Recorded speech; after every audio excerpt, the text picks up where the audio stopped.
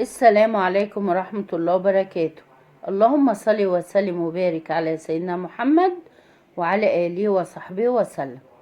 هعمل معاكم كيكة بصوص الشوكولاتة، خفيفة وجميلة وسهلة، وبتتعمل في الخلاط ومحبوبة جدا.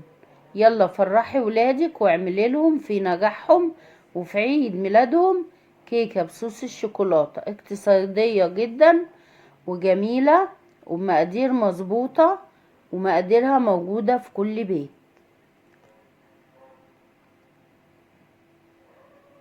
خفيفة وهشة وطعمة جدا. المقادير هي كوبايتين دقيق، طبعا هنستعمل كوباية واحدة، كوبايتين دقيق، كوباية ونص سكر، وكوباية ونص لبن بدرجة حرارة الغرفة، وكوباية زيت، ونص كوباية كاكاو خام، وبيضتين بدرجة حرارة الغرفة، وكيس بيكنج باودر، واتنين كيس فانيليا. حطيت السكر في الخلاط وعليهم الزيت. هحط الترتيب ده بنفس الترتيب ده، هحط المقادير. بعد كده احط اللبن، كوباية ونص لبن. بعد كده احط الكاكاو واحط لهم كيس فانيليا.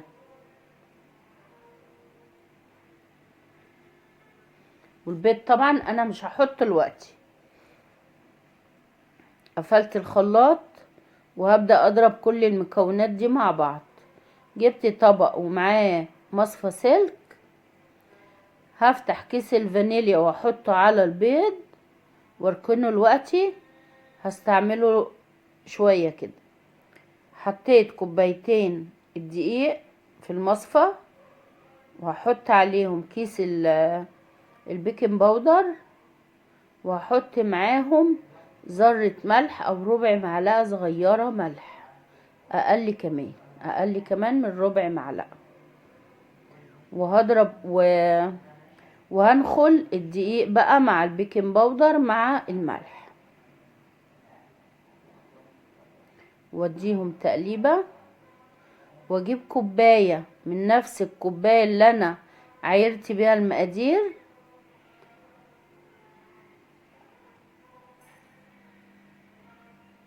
اهيت، واخد منها من اللي في الخلاط كوباية صوص شوكولاتة. دي بقى صوص الشوكولاتة اللي انا هحطه على الكيكة لما تستوي. احط بقى الخلاط تاني عشان اضيف له بقى البيض. البيضتين دول مضاف عليهم كيس فانيليا، هحطهم في الخلاط واغطي الخلاط واضرب المكونات تاني مع بعض.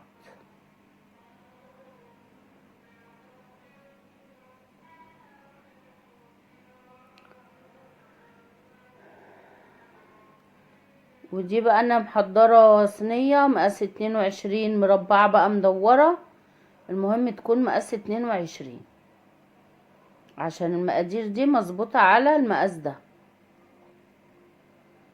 انا هنا بقلب برضو عشان اضمن ان كل المقادير اتخلطت كويس. اذكروا الله وصلوا على النبي، واللي ما اشتركش في القناة يشترك ليصلكم كل جديد، وادعمونا بلايك. فضيت بقى المواد السائلة دي على المواد الجافة اللي في الطبق،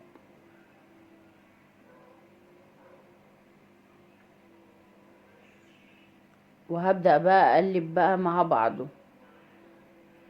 اهي كده. اقلب بقى كويس لغاية لما الدقيق يختفي خالص في اتجاه واحد كده، اتجاه دائري واحد كده. الكيكة دي مقاديرها مظبوطة جدا، وتتعمل بالكوباية اللي هي موجودة في كل بيت، دي مقاسها 200 ملي.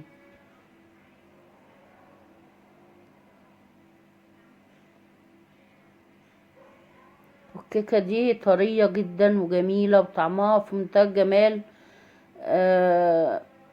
بصراحة لما بعملها ما بتباتش عندي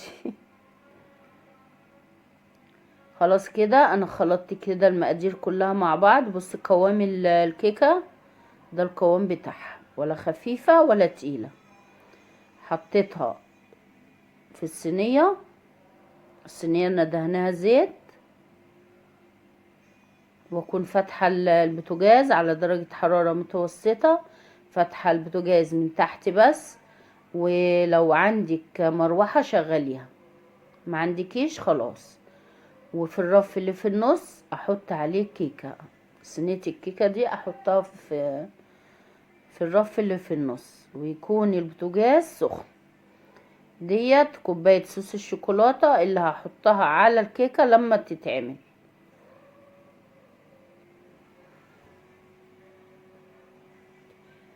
هنا هي الصينية كده قبل ما تخش الفرن.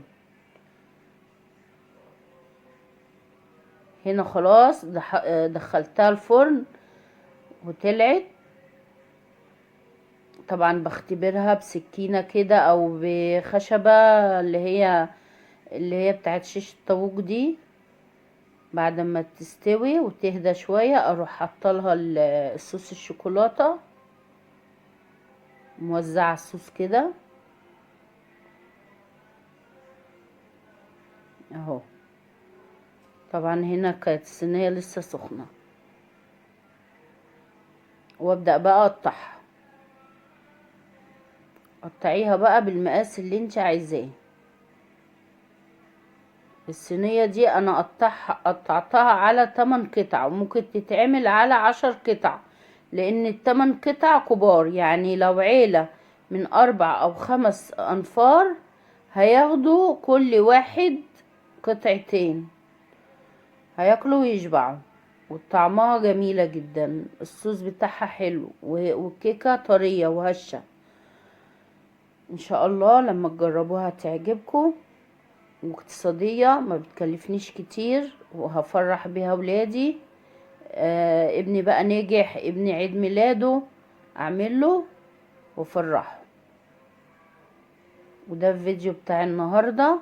عايزاكم بقى يا رب يكون عجبكم، وعايزاكم تشتركوا في القناة، تدعمونا بلايك. والسلام عليكم ورحمة الله وبركاته.